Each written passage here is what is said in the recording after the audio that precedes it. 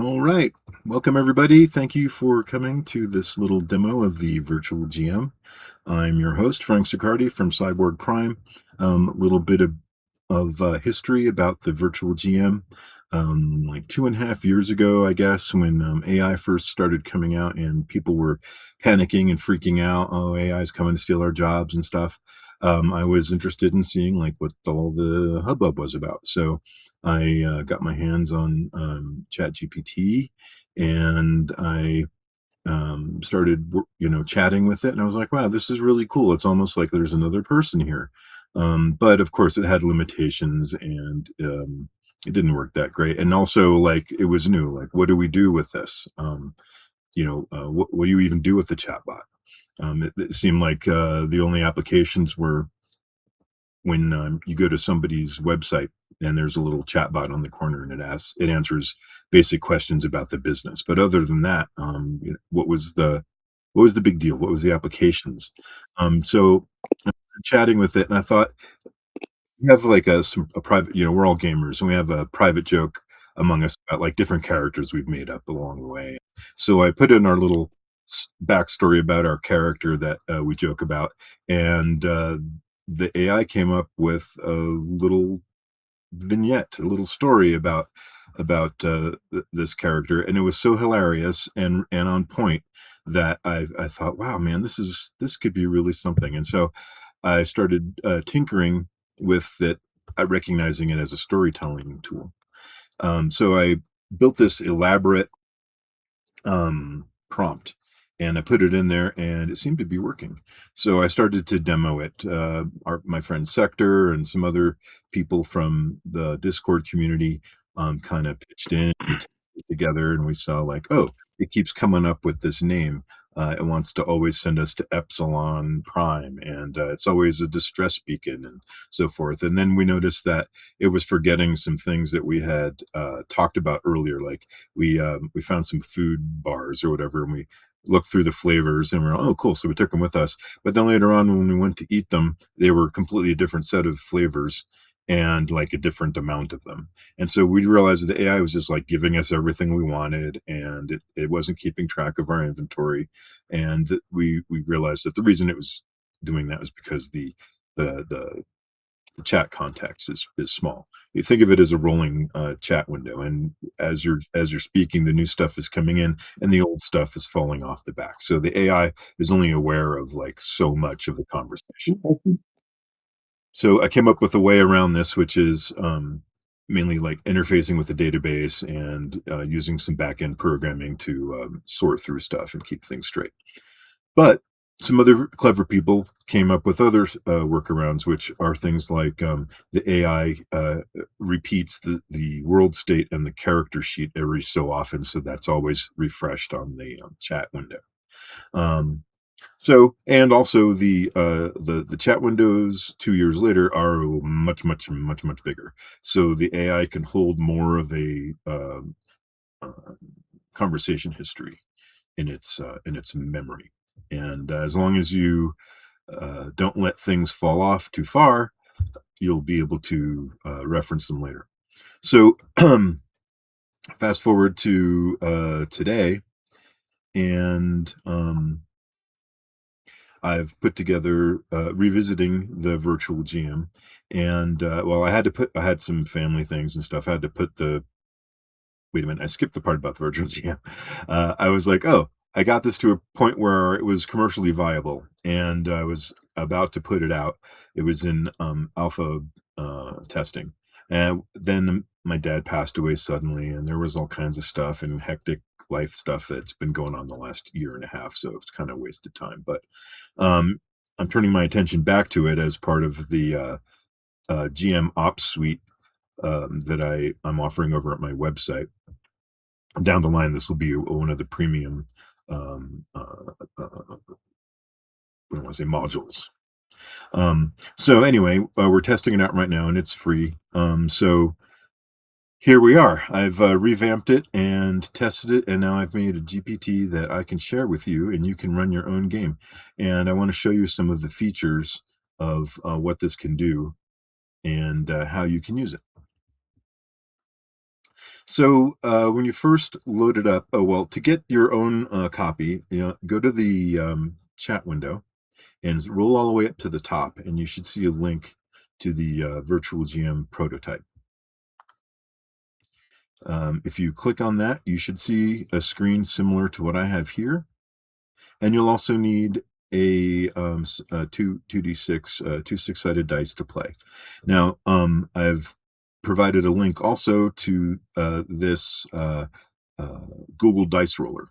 So if you don't have any dice, you can just roll this, and we'll have these results pop up down here in the bottom. So there's links to both of those in the chat, and so feel free to grab those and follow along.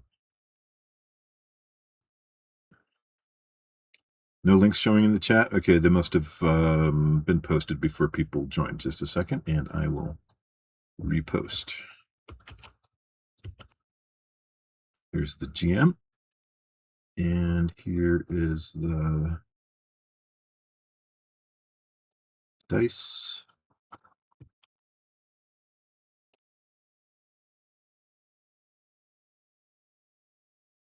Oops.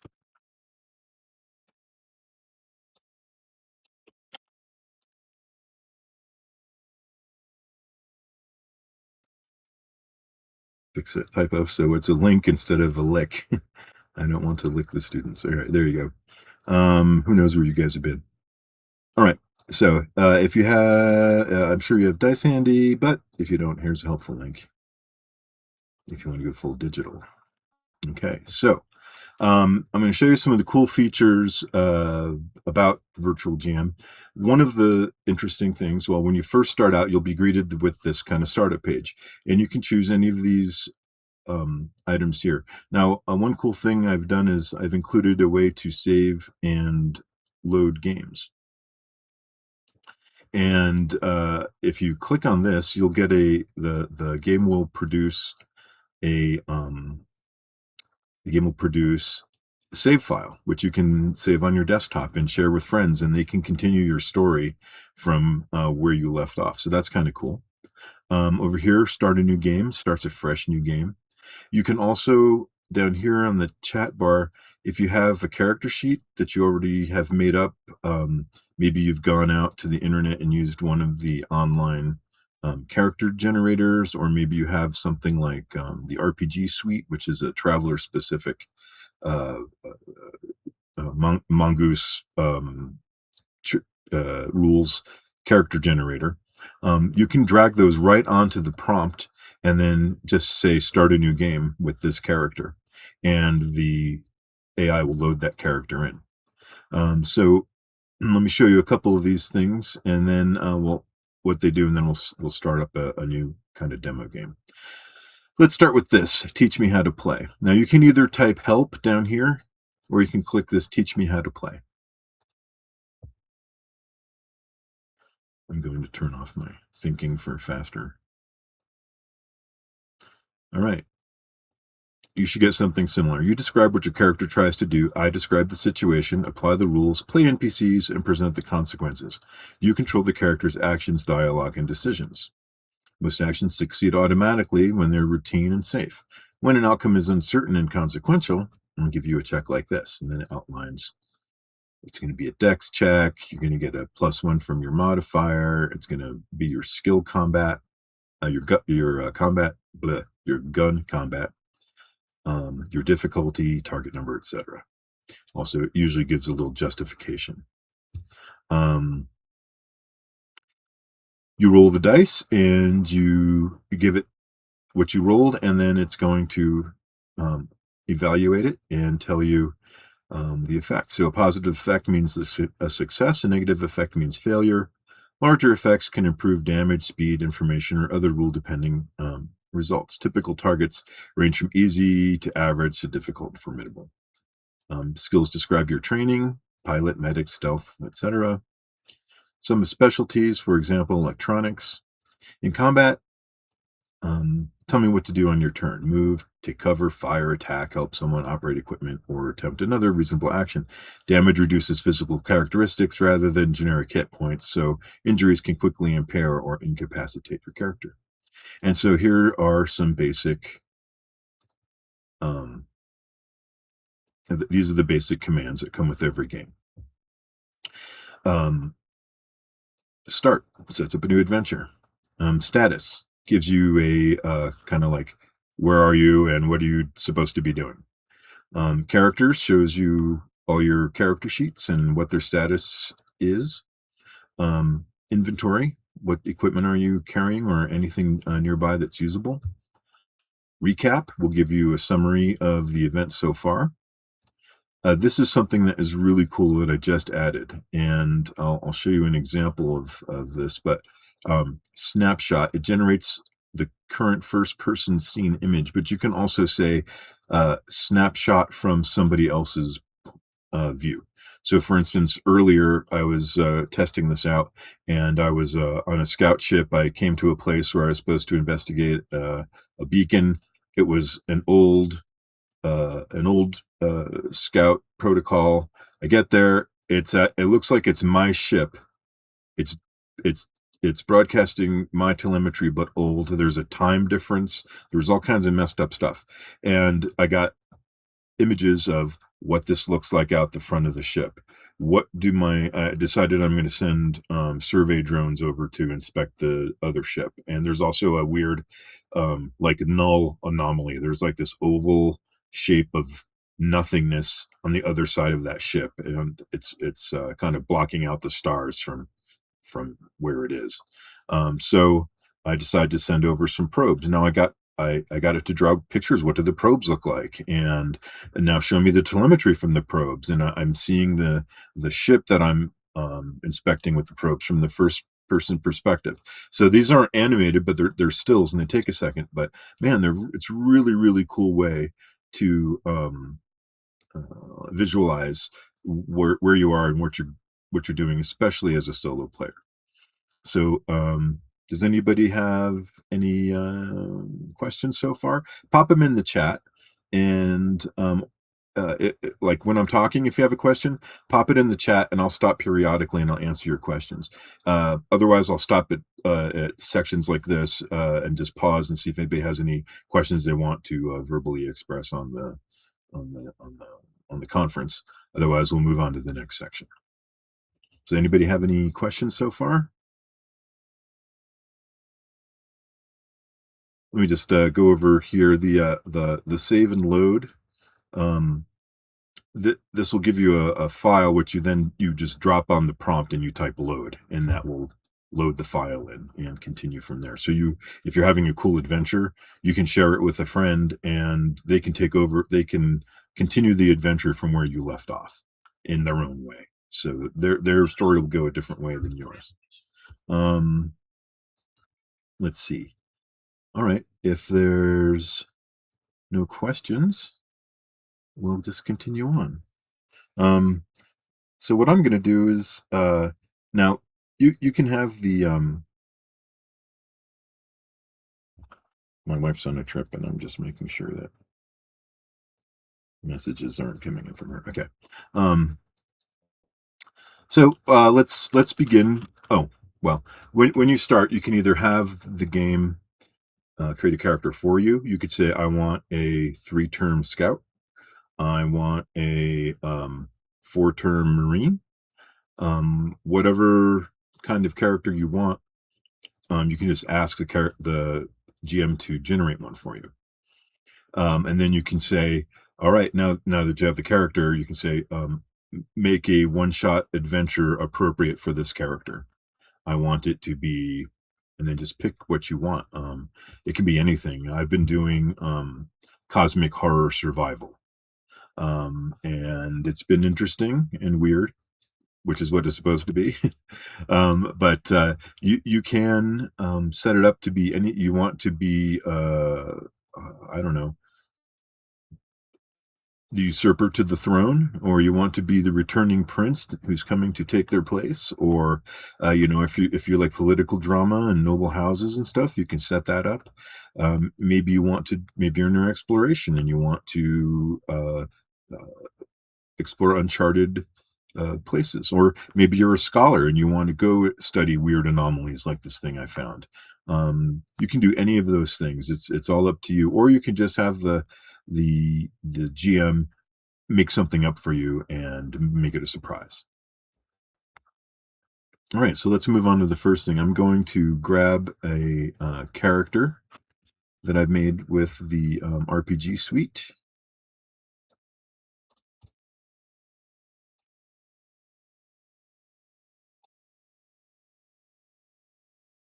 And now this is just a PDF file. Let's see. What do we got? How about a 3-term scout?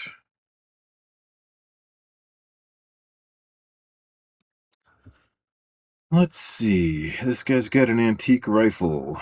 This guy's got a Gauss pistol and a stunner.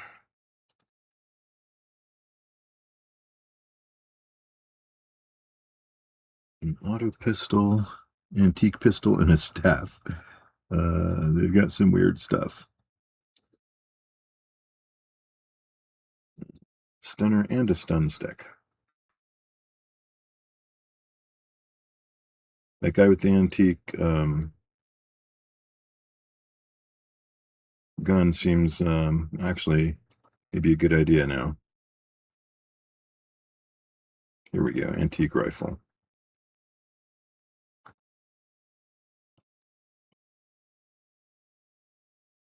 Okay. This is my character. This is actually an NPC. I made that was just a 3-term generic NPC, doesn't have a name. So I'm going to name him Remic Starcross after my Eve character, just for this example.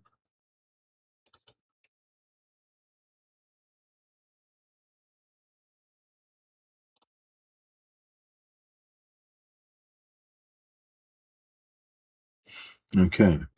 So from your character sheet, I have the following information. Remic Starcross.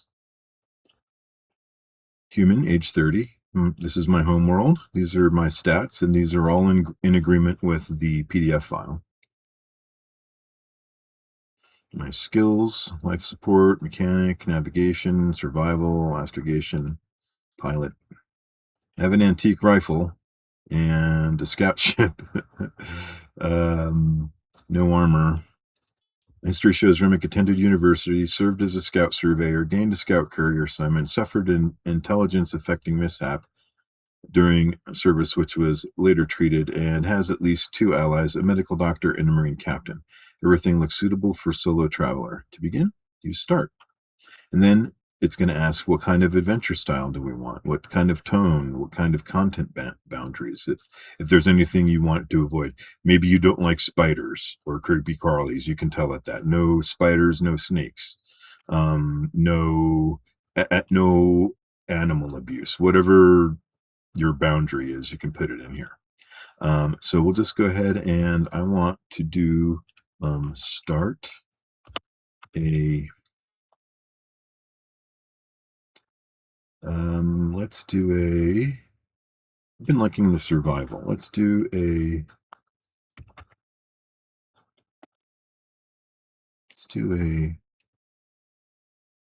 xenomorph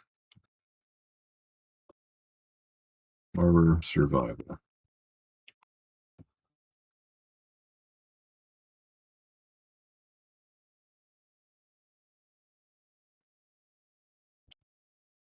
Dark tone.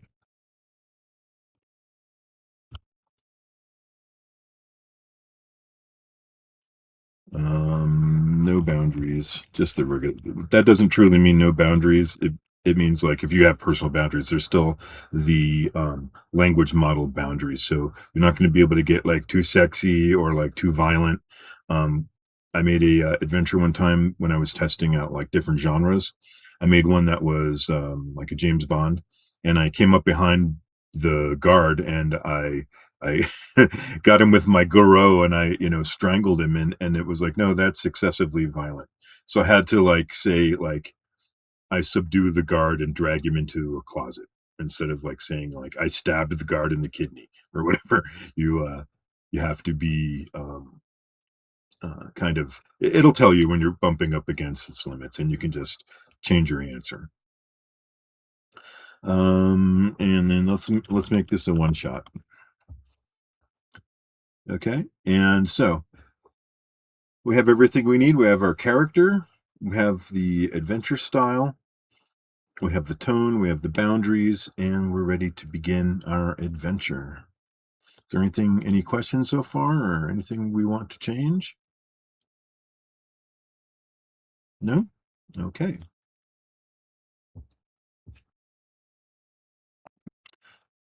Maybe everybody's busy on their own adventure right now. All right, here we go. Remic Starcross, Survivor Heart spotted by zoomorph style extraterrestrial organisms. One session. All right. The premise. While ferrying survey data through an isolated frontier subsector, Remic receives an automated Imperial Scout Service distress relay from Listening Post Kepri 9, a small research outpost on an airless moon. The beacon is only 37 minutes from permanent power failure. The transmission is fragmented. Containment, not human. Evacuation impossible. Do not, if anyone receives. Static swallows the rest. The Scout Service recognizes the station's transponder. It should have a crew of 12 researchers and technicians. No rescue vessel could arrive before life support expires. If anyone is alive, Remic is the closest person capable of helping. If you're happy with the setup, start with begin. And the adventure will open with Remic arriving in the Kepri 9 system. All right, that's like this already. 000, yes. All right, here we go. Begin.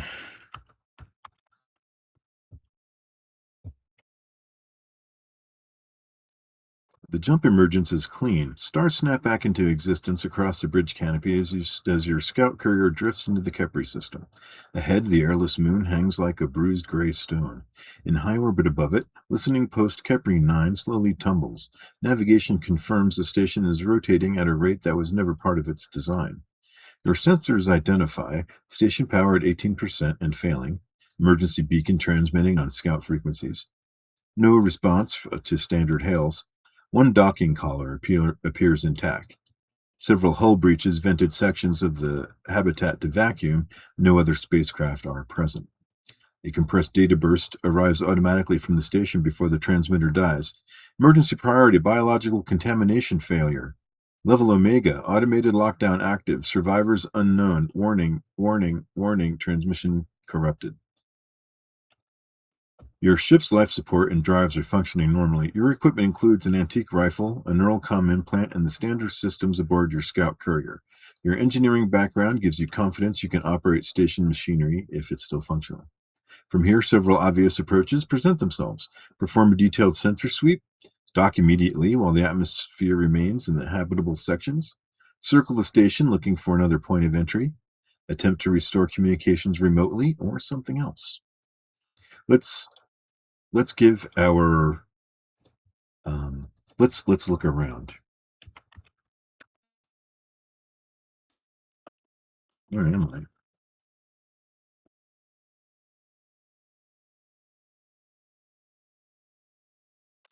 You're aboard your scout courier, still in space. You have not docked at the station. The bridge is quiet except for the low hum of the life support system and the occasional click of attitude control thrusters making tiny corrections. The forward canopy gives you a broad view of the Kepri system. Ahead, about 15 kilometers away, listening post Kepri 9 drifts in orbit above the moon. It is a compact research station, a central cylindrical hub with 3 radial habitat modules connected by pressurized corridors. One solar array is twisted and partly missing. Several sections of the hull are blackened, and 2 modules show ragged punctures where atmosphere was violently vented into space. The station rotates slowly, far more than a properly stabilized installation should. A single docking arm still appears usable, although no lights are visible. The only illumination comes from the distant sun glinting off scarred metal and the intermittent flash of the emergency beacon, which has now fallen silent. Below the moon's surface stretches away in shades of charcoal and ash. Countless impact craters scar the landscape. Near the station's ground track, your sensors identify a small research complex on the surface. But from this distance, it's a little more than a cluster of structures besides a fresh looking excavation. Inside your cockpit, all ship systems report nominal. You are safe for the moment. All right, let's try. The reason I did that was because I wanted to set up the snapshot. So let's do snapshot.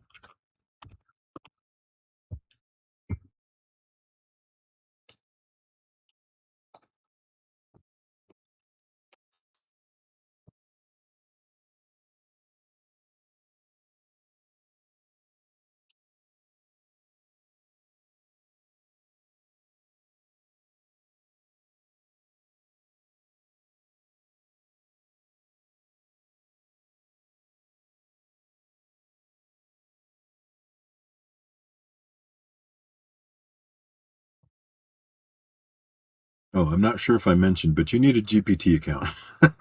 They're free though. All right, cool. Look, here's what we're seeing. Looks cool. Pretty accurate to what they said. Maybe not the space station exactly, but I get the picture. Here's the installation on the surface, and here's the orbital relay station. None of this was scripted or prompted. I gave it a character sheet, which was a scout who mustered out with an antique rifle, and then I gave it a setup, which is supposed to be a xenomorph survival horror. And so that's what got us to where we're at now. Okay. Okay, so um the relay station looks messed up. But it looks like we can dock to it. All right. Um let's scan the relay station. Find a safe route to the docking collar.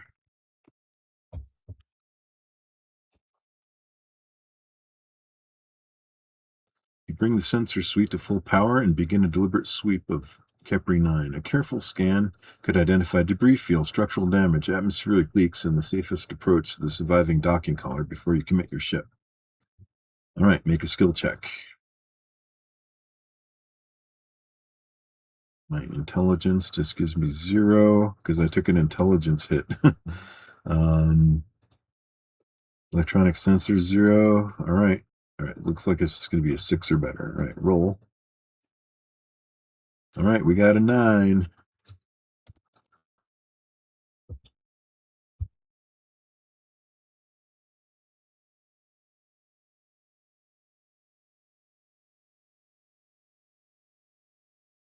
Okay, the roll is 9. That means the effect is 3. The sensor array sweeps across the station several times, building a high-resolution structural model. The results are reassuring in one respect and unsettling in another. You identify a clear approach corridor to docking collar 2. Most of the large debris has already drifted away from the station's rotation, leaving a safe vector for you to match its slow tumble before final approach.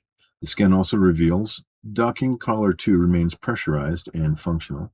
Atmosphere is still present in the central hub and one adjoining habitat module. The other two modules have been completely vented. The station's reactor is stable despite the low power reading. Internal motion sensors are offline. Cannot determine whether anyone is moving inside. Thermal imaging detects one faint heat source deep within the pressurized section. It's too weak and intermittent to confidently identify as a person, machinery cycling, or something else. No active weapons, mines, or automated defenses.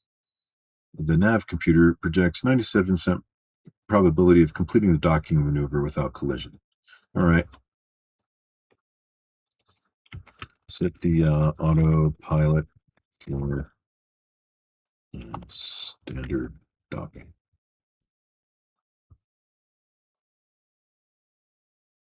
Upload the approach solution into the courier's flight computer and engage a standard docking routine.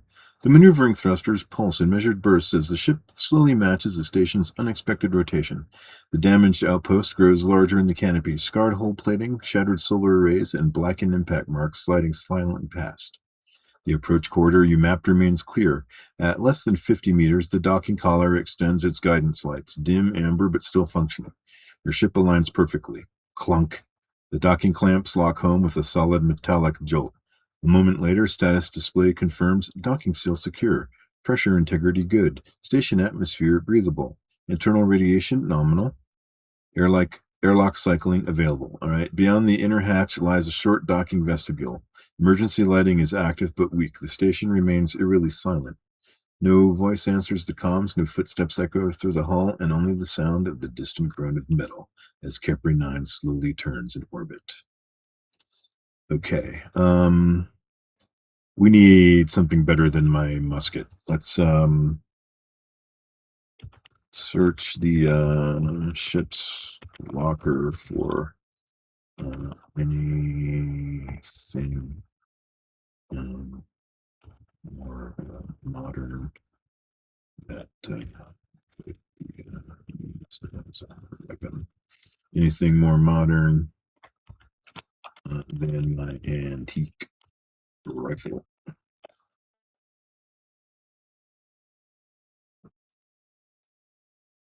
You leave the airlock sealed and head aft into the courier's small equipment locker. It contains the standard emergency gear you'd expect for a detached scout vessel: maintenance tools, spare filters, patch kits, emergency rations, a portable light, tethered lines, and a vacuum survival pack.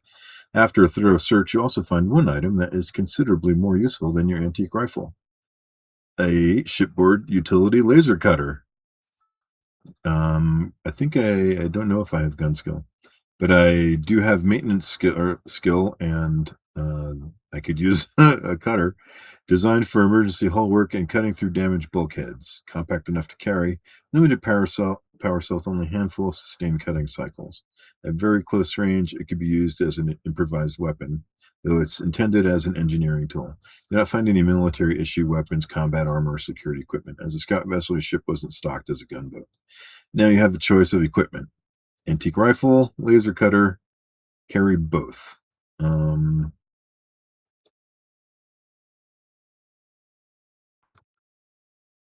Sling the rifle.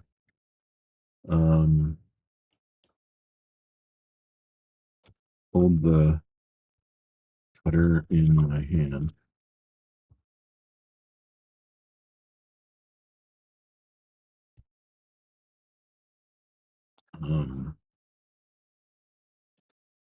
Don my vac suit. Then sling the rifle.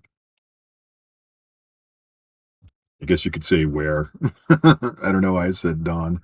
Then sling the rifle, hold the cutter in my hand. You retrieve your vac suit from its locker and begin the donning procedure. The suit seals with a series of quiet clicks as you perform the built-in integrity check. The helmet HUD confirms. Suit integrity good. Oxygen reserve full. Power full. Pressure stable. You sling the antique rifle across your back where it can be brought into action if needed. In your hand, you carry the utility laser cutter, a safety engage until you're ready to use it. Your neural comm comes online through the suit's audio system, linking the helmet and your ship's internal network while you're aboard. You return to the airlock. Through the small viewport, the station's emergency light casts a dim amber glow across the docking vestibule. The pressure readings on both sides match, so opening it should not trigger any explosive decompression. Okay. Looks like the inner airlock control waits besides the hatch. Okay. I want to secure my ship, so I close the inner airlock and lock it. You press the controls to cycle the airlock. The ship side hatch closes first with a solid thunk. Indicator lights change from green to amber as the chamber isolates you from the vessel. Once the seal check is complete, you engage the internal lock. Your ship reports: ship airlock closed and locked, docking clamps engaged, ship system normal, remote access available through your comms. Scout Courier is now secured against anyone simply walking aboard from the station. Anyone attempting entry would first have to open the station hatch, then defeat the ship. All right, standing in your vac. Okay. Ship, notify me by comms if anybody tampers with the airlock.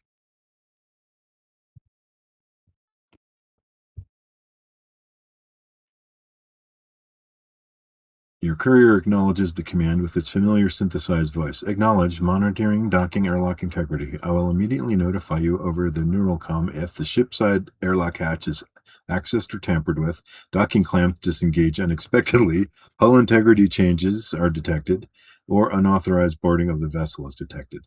Confirmation icon appears on your HUD indicating the monitoring routine is active. As long as your neural comm remains within comms range, you'll receive an alert if any of those events occur. The station side hatch stands before you. Open the station side hatch.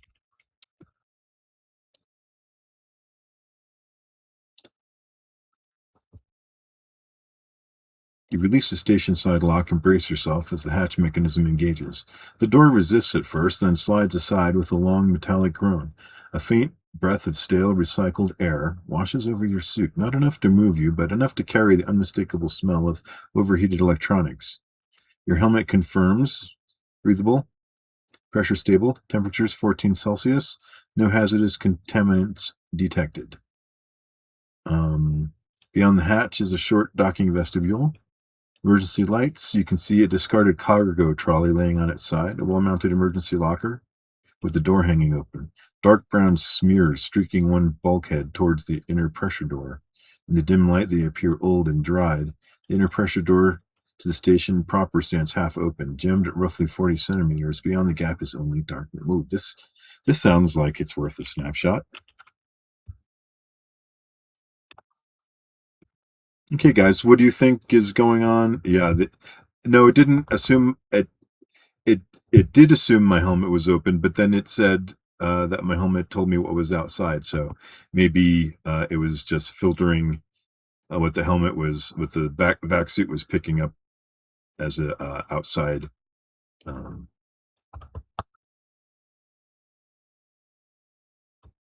scan.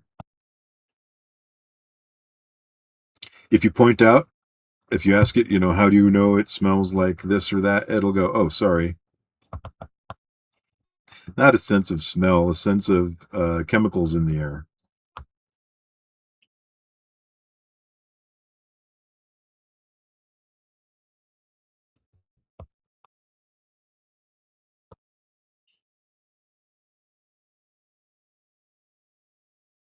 Awesome.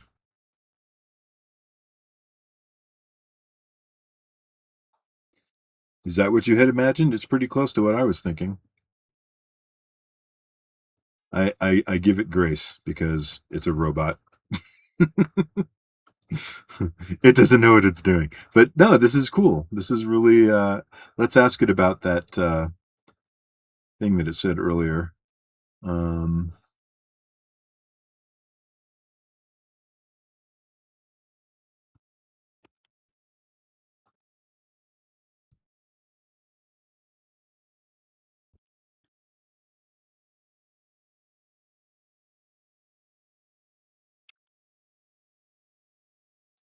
my suit is sealed. How could I smell this?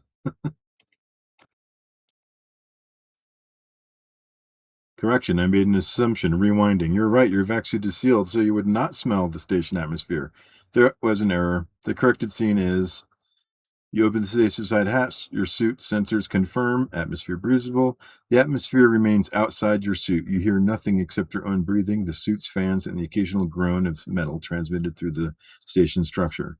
If you later remove your helmet or break the suit seal, the odors would become noticeable. Until then, Remic experiences the environment through visual observation, suit telemetry, and any sounds transmitted through the structure were picked up by the suit's external microphones, not direct smell. Thanks for catching that. We'll continue from the corrected state. You're standing in the docking vestibule, suit sealed, rifle slung, laser cutter in hand, facing the half open inner pressure door into the station. Um, Let's look at her character sheet.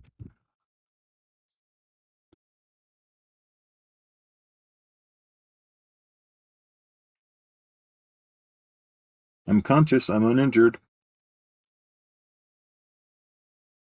My vac suit seems okay.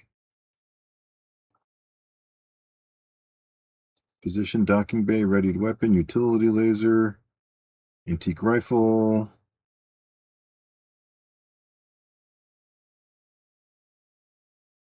Comms active and linked to the scout. Dock secured, monitoring the airlock. There's my characteristics and skills. I do have gun combat 0 for Sector, who was asking.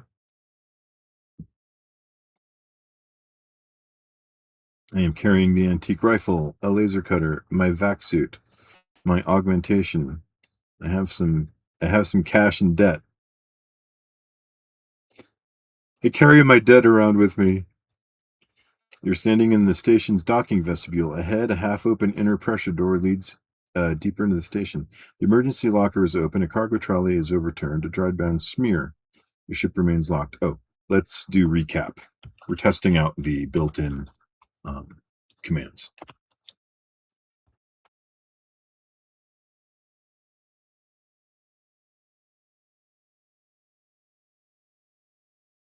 Remic Starcross arrived in the Kepri system aboard his assigned scout courier after receiving a fragmented distress relay from Listening Post Keer 9. The station reported a biological contaminant failure, unknown survivors, and failing power.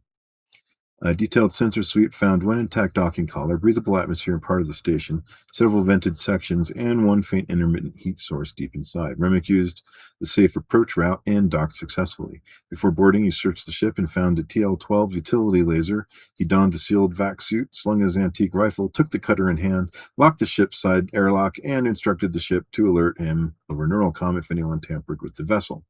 He then opened the station side hatch and entered Keer 9's docking vestibule. The area contains an overturned cargo trolley, an open emergency locker, dried brown smears leading inward, and a half-open inner pressure door opening into darkness. The station remains silent except for suit noise and occasional structural creaks.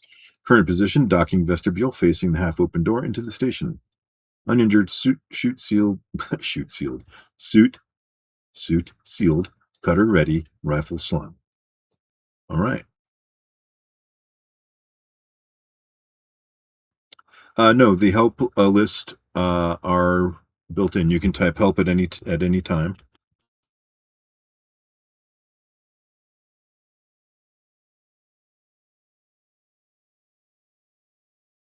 and this tells you how. You can play entirely in natural language. Just tell me what Remick attempts, and I'll describe what happens. Ask for rolls only when the outcome is uncertain and consequential, and track the game state. When the roll is needed, I'll present it like this. You'll roll the 2d6, and here are some of the useful commands. And then you can also issue ordinary in-world actions such as examine the blood smears, listen at the door, check the emergency locker, use the laser cutter to open the jammed door, draw my rifle, advance cautiously, retreat to the ship. I won't decide Remick's actions or thoughts for you, reveal hidden information or advance events while waiting for your decisions. The world reacts to what you choose. So, has anybody been following along on their own during this demo? Does anybody have anything interesting that's going on in their adventure so far?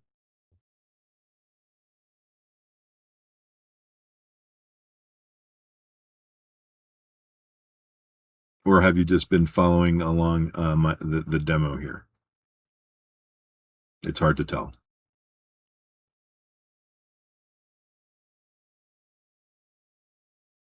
Following along.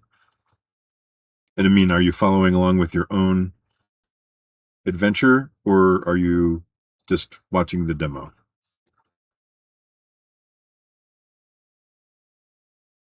Okay, following along with the demo. Okay, cool. You know what you know what I think would be interesting if you guys um play this and then share some of your snapshots in the school gallery. That would be super cool, along with maybe a little context of what we're looking at. Yeah, that would be super cool. Okay, so let's see. What are we going to do next? Well, let's go. Let's go through. Let's enter the station, I suppose. Enter the station through. I can just do that. The jammed door. Another cool thing about AI is it's really forgiving if you're a bad speller. So don't really. Um, oh, Todd, is there a link up the chat? I'll repost it for you. Hold on. I don't know how far back up the chat you can go. There's a link to the virtual GM, and here's a link to the dice roller. There you go. Okay. Oh, and Todd, while you were away, something we mentioned is you can drag and drop your character sheet right into the AI when you start the game. So like when you start a game and you have like a blank screen, and actually you can do it at any time. You can tell the GM, I don't like this character, use this other character, or change my name. I don't like to be Remic. I want to now be Joe or whatever. And the AI will go ahead and do that for you. But if you have your character written on a like a index card, you can take a picture of it with your phone and drop it on the AI. If you have handwritten stuff, as long as your handwriting is legible, it will read it. You can also use, in this case, I'm using a PDF of a character I made with the RPG suite, which is it's an online. It's not online, but it's a tool. I think they made it in Unity for making mongoose characters of different sorts. So I use that to make up some NPCs, and then I just drag it into the virtual GM, and it picks that up as my character. And so that's what we're running here. That's where that character came from. All right.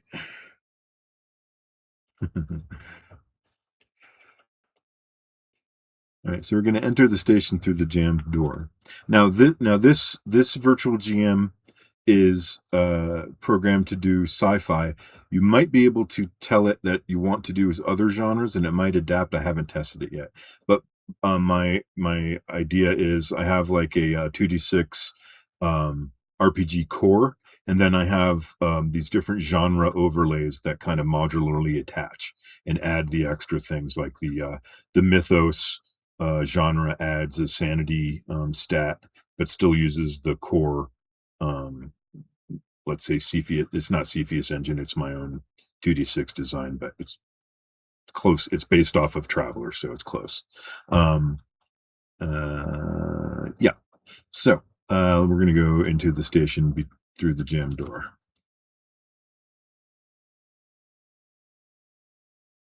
The gap is just wide enough for a suited person to pass sideways.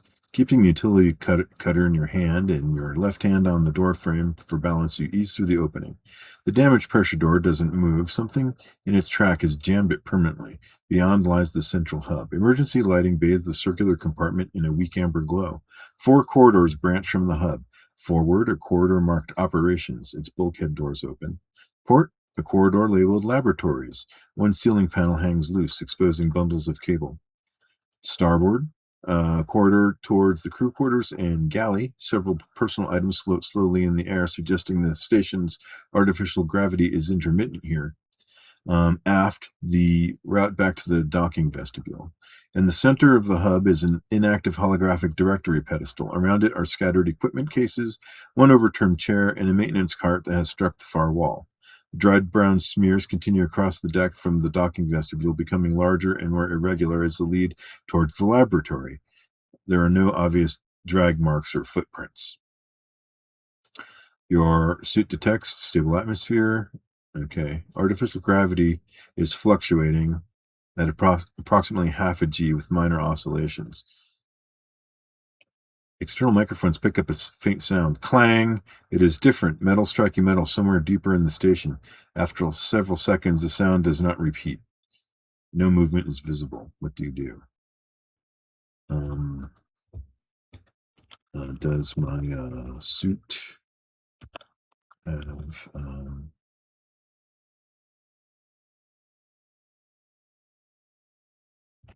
headlights or other light sources?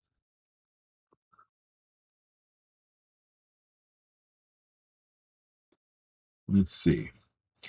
You inspect the suit controls on your forearm. Your standard Scout vac suit is equipped with a helmet-mounted utility lamp with low and high brightness, helmet HUD, which lets you read instruments without emitting external light. Oh, that's nice. External suit status beacons, which can be enabled or disabled. They're currently off. The helmet lamp will illuminate dark areas directly ahead, but will also make you much more visible to anything looking in your direction. The emergency lighting in the hub is dim enough that you can navigate without it, though many corners in the branching corridor are filled with deep shadows. All right. You can leave the lamp off, switch it to low or high if you need. Okay. Let's set the lamp to low.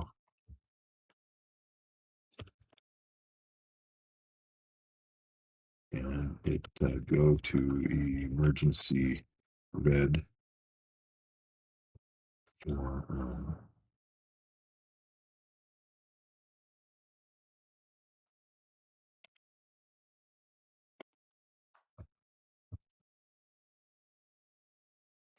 cycle the helmet lamp through its available modes. The suit responds off, low white, high white, or strobe.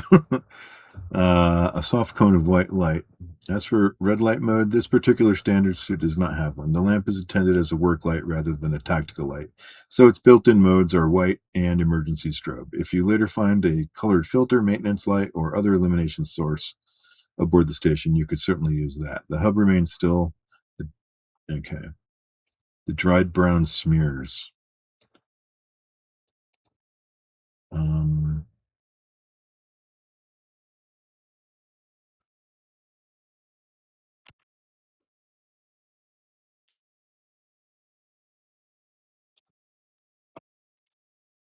Check out the pedestal.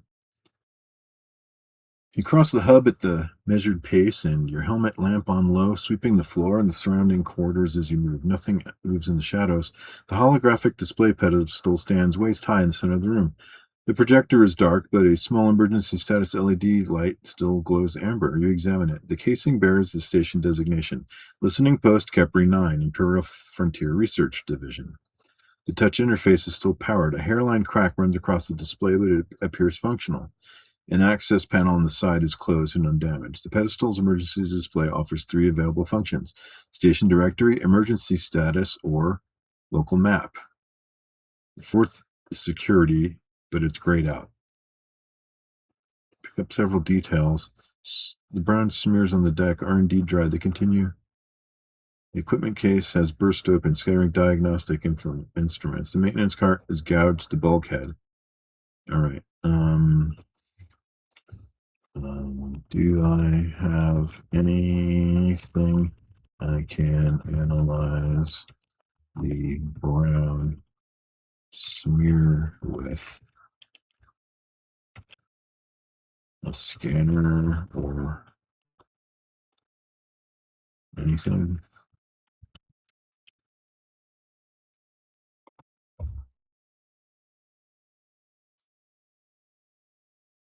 Check your carried equipment. Your standard Scout vac suit includes basic environmental sensors: pressure, temperature, radiation, toxic gas, basic life support. Does not include forensic biological analyzer. However, you do have two plausible options. You could cut out a sample container or open access panels. All right. Um, your ship has basic medical facilities. If you can safely retrieve a sample and return the ship, the medical equipment may be able to determine whether material is human, animal, or otherwise unusual. Okay, yes. We're also going towards the smear appears to be old, dried, dark brown organic residue.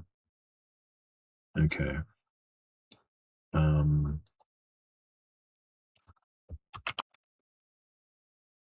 is there anything I can um,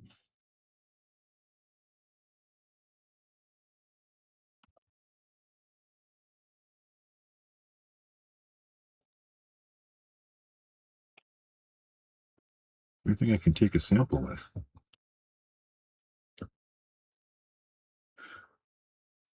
Sealed utility sample bags intended for collecting. Okay. Multi-tool with a scraper. All right. Disposable maintenance wipes. Gloves are integrated in your. Okay. You could scrape a small amount of the dried residue into one of these sealed sample bags and label it. Okay. Okay. Take a take a sample and store it. You kneel beside one of the larger dried smears, keeping your helmet lamp trained down the laboratory's corridor while you work. Using the multi-tool scraper, you carefully lift a few brittle flakes of the residue from the deck plating. They fracture easily, indicating they've been dry for some time. You transfer the material into a sterile utility sample bag from your field repair kit.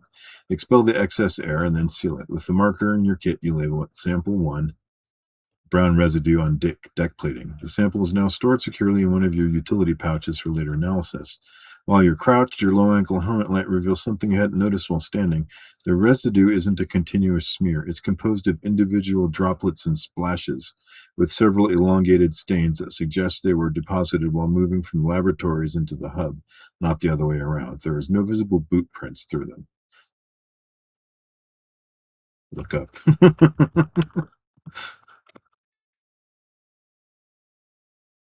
You slowly raise your gaze, letting the helmet lamp climb the deck to the ceiling. The central hub is roughly 7 meters high. A circular service gantry runs through the upper level, carrying ventilation ducts. Nothing is immediately visible.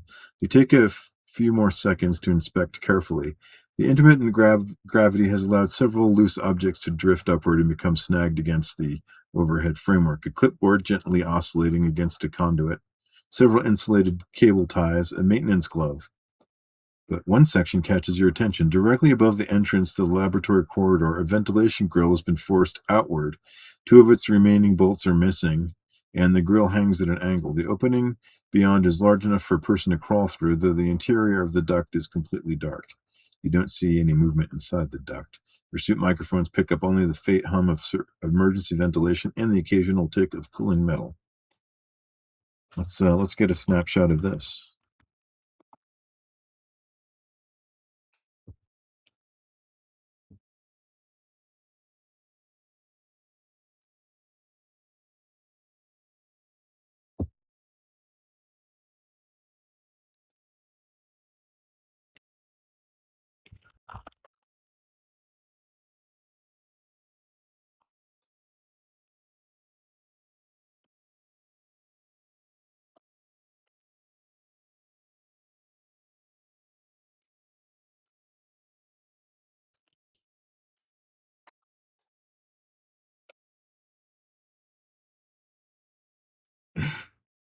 You dropped in a 5-person Cepheus crew?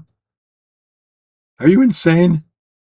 This is only meant to handle 3 characters. You're going to overload it. We'll call it a stress test. All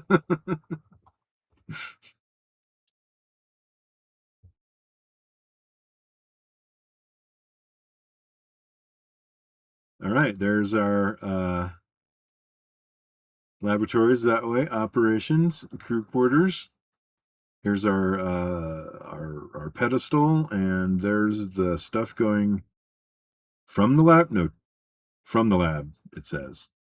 And then we have this up here. Okay, this is getting creepy. All right, if this came from the lab, then that means the lab is probably safe to go to. So let's safely, or whoops, not safely, cautiously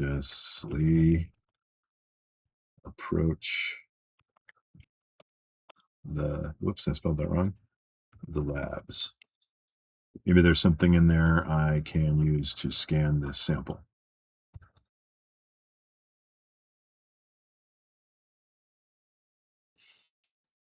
You advance at a deliberate pace, keeping your helmet lamp on low and the utility laser cutter pointed towards the darkened entrance. Every few steps, you stop, listen, and scan the corridor ahead before moving again. The laboratory's passage is approximately 15 meters long. Loose cables hang from the damaged ceiling panel you noticed earlier, and one wall is scarred by deep gouges that have cut through the paint and into the alloy beneath. The dried brown residue continues along the deck, becoming heavier as it approaches the lab entrance. You reach the doorway without incident. The lab door is fully open. Your light reveals the nearest portion of the room: several overturned workstations, shattered transparent specimen containers, a large central examination table, one wall mounted monitor still glowing with a dim standby indicator, a second doorway to the far end leading deeper into the research station. Beyond the reach of your lamp, much of the laboratory remains in darkness. As you pause at the threshold, your suit's external microphones pick up a new sound. Tick, a pause, tick. It seems to come somewhere inside the lab, though the echoes make it impossible to judge the next direction. Nothing enters the field of. Oh, I want another snapshot. I'm addicted to snapshots.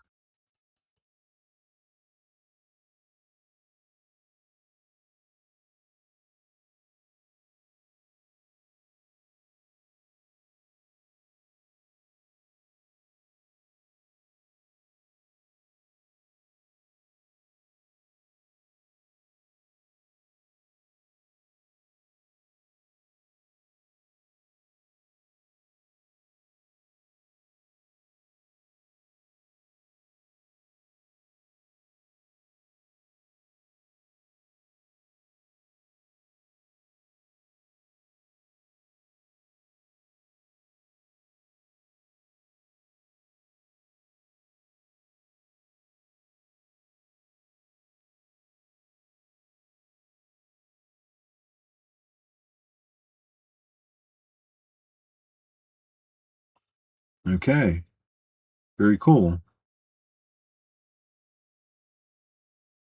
I like these notices. Safety first.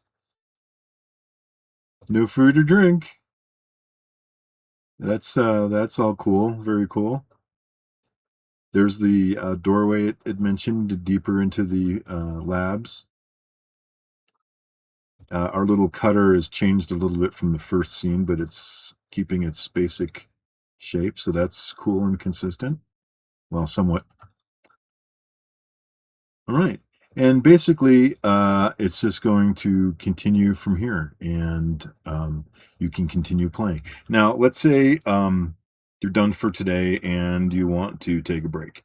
You can just leave it here and come back to it later. It's going to be stored in your recent chats on the side in ChatGPT. So you can come back to any of those chats and continue your adventure from where you left off.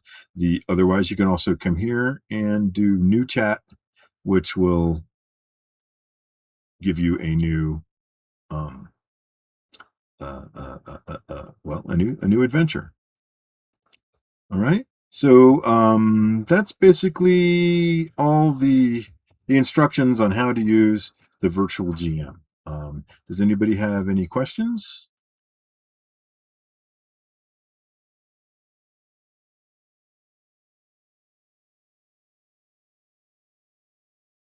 Oh yeah, your images should all be stacking up under the image library as well. Now this uses your own GPT, so whatever limits you have on your GPT account, those will be respected. So it might tell you, you've reached your limit for snapshots, or it may say you've reached your token limit.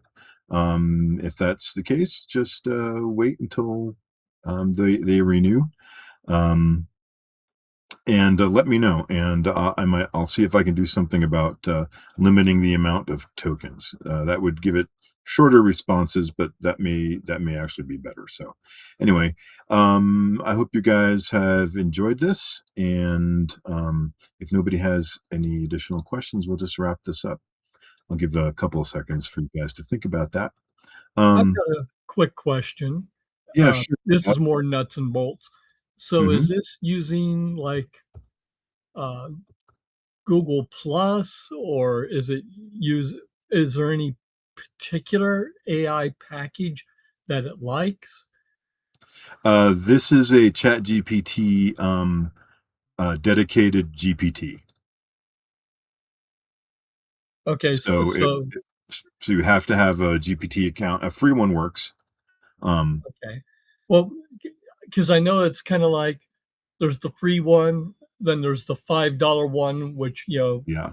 gives you more for I Gemini and personally am for on the rendering. yeah, I'm on the plus one, which I think is $20 a month. But Okay. man, to me, it's well worth it because it's like having an extra person in the office, really.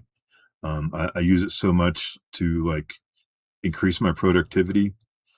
I had somebody kind of snarkily ask me, like, "Oh, if you're going to use AI, then that means it takes you less time to do stuff. So are you going to lower your prices?" And well, my response is no, because I'm spending the same amount of time, but the quality's better. So Mhm. there you go. Uh, it's a way to really amplify and multiply your abilities, even if you're just using it to uh, uh, analyze business numbers, um, act as a sounding board. You can set it to not always kiss your ass so that it can like red team your ideas. Um, try ending your prompts with pros and cons, and it'll go and look at the first decision, look at the second decision, and list what it thinks are pros and cons. And if you have any additional ones, you can add in there, and it'll help you make decisions. The problem is, as users of this, we already know this, but when you use it as an expert to do things that you don't know how to do, you can't validate the results. So use it as an assistant, as a junior assistant, as your gopher, your intern. Gather up all this information and sort through it for me. Go to the internet and look up this stuff and bring me back a report. Um, with citations, or whatever. Use it like that, and you're going to reduce any, I don't want to say like cognitive degeneration or whatever that people talk about. When you come to rely on AI too much, your skills atrophy. But that's if you're using it in place of your skills. But if you're using it to augment your skills, then you're practicing your skills while you're and using this as a tool. At least that's kind of where I'm coming from. Um, Alrighty. So, if that's it, I thank you all so much. Please, if you have any feedback, either positive or negative, drop it in the school zone, or come over to my Discord into the AI chat and let me know there anything that surprised you or disappointed you, or maybe that you found like an emergent behavior. One cool thing I noticed was like I could look at. Like computer screens, or it would show me the drones, and then I could look at the drone control panels, and it shows all the different controls that is available. It can answer questions like, can I launch the drone by hand, or should I do it from a console? um, stuff like that. So use it creatively. A lot of folks out there are like much more skilled and experienced solo players than me. So put that through its paces, see what you like about it, and come back with some feedback for me. I would be super appreciative. And if you had any like cool snapshots, post them in the gallery and share them around so we can see what kind of adventures you're having with the virtual GM. And with that, I will end the conference. Thank you, everyone, for coming, and I'll see you next time. Hey, have a great day. All right, bye bye.